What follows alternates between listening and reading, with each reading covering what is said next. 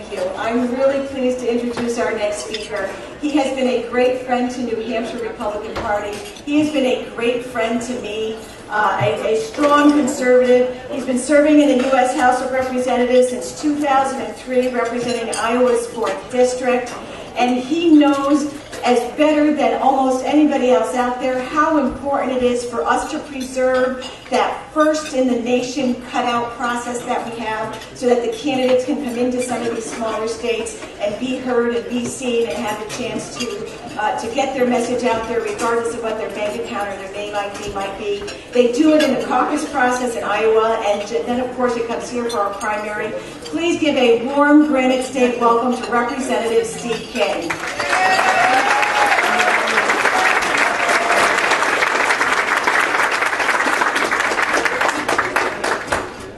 Thank you very much. I just really appreciate the chance to be here and the first in the nation primary for the President of the United States, coming from the state where we have the first in the nation caucus, planning on being in South Carolina next month where they are going to wrap up maybe the work that we will do in Iowa and in New Hampshire. I just want to let you know how important this is, that we get this right. Our values are right. When I come from Iowa and go to New Hampshire, I meet people that think like my neighbors. And you love this country, you understand the principles of constitutional conservatism. The thing I forgot to tell you about me is this, and Jennifer didn't put it into the introduction, and yes, I serve in the United States Congress, and I do my job there as I see fit and the best as I know how. And when you see people that come into New Hampshire and start rumors, and they go to South Carolina and Iowa and they start rumors, I think I'm actually the only member of the United States Congress that can go to Iowa and New Hampshire and South Carolina all in the same week and not start any rumors. And in the process of doing that, my Long Island friend, in the process of doing that, I also have the privilege to meet the people that are stepping forward. And we need to respect them. We need to invite them into our homes and plan our events and do these kind of things. 2 days of this kind of thing here, and then a follow-up on Sunday as well. But the early states set the tone. And what will happen is, in Iowa, where we're all politics all the time, just like it's all politics all the time in New Hampshire, we will punch 1 or 2 tickets for New Hampshire. You will look at that recommendation from Iowa, and you'll punch maybe only 1 ticket for South Carolina, possibly 2. If Iowa and New Hampshire concur on who we think that nominee ought to be a year from this coming January and early February, if we concur on that, excuse me, just a year from now, if we concur on that and South Carolina punches that same ticket, if Iowa, New Hampshire, South Carolina agree, we're very likely to have ourselves a nominee. And one of the most important things we can do is get our values into the Oval Office.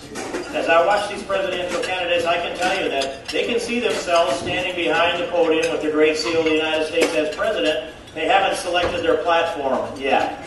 They know what they believe, but they don't all know what you believe and what you will get behind. And so as they give speeches to groups like this and they see how it resonates, they start selecting things out of that for their platform. We help select the planks for the platform for the next president of the United States. We shape them, we own them, and we give the next president, the tools to get elected.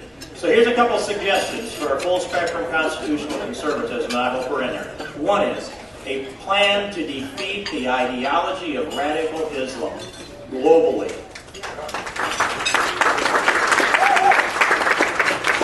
We can't be thinking that this is going to be a perpetual police action and a law enforcement effort. They hate us. They're at war with us. We've defeated ideologies before. And within a half a century, in the previous century, we defeated Nazism, Japanese imperialism, and the communism of the Soviet Union. We can do this again. And I ask our presidential candidates to shape that out. Second thing, transformative tax reform.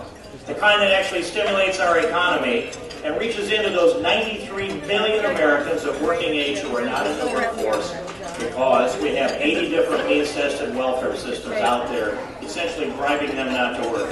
Third thing, the will to balance the budget in the United States government doesn't exist in the Congress today, and I don't know how we get that will to do so as entitlements grow and discretionary spending shrinks and the will to balance the budget also shrinks. We need a balanced budget amendment to the United States Constitution. If we send that out of Congress to the states, we'll ratify that here in New Hampshire. We'll do so in Iowa, and they'll do so in South Carolina. The 38 states, and then we'll be back to fiscal responsibility again. But here's where this presidential race really is about. It's about the soul of America. It's about who we are as a people. It's about what we believe in. Do we believe in these constitutional principles? Are we the unchallenged greatest nation in the world? Can our children identify what has brought that about? Can they list the pillars of American exceptionalism? Can they get up every day and do their part to restore those pillars of American exceptionalism? Who will speak to our soul? Who will look in our eye here in New Hampshire, in Iowa, and around this country?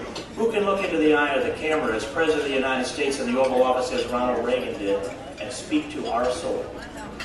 Who will come out of this lineup of excellent candidates we have that will be used to be the individual who restores the soul of America? That's our challenge that's in front of us. This is about the Constitution, the rule of law, but it's more so about restoring the soul of America, who we are as a people. And I hope that in Iowa, New Hampshire, South Carolina, and beyond, as they go through this gauntlet of the nomination process, we're able to identify that individual and help put the strength of our own convictions into him so that he arrives at the Oval Office ready to do those things that takes America to the next level of our destiny. God bless you here in New Hampshire.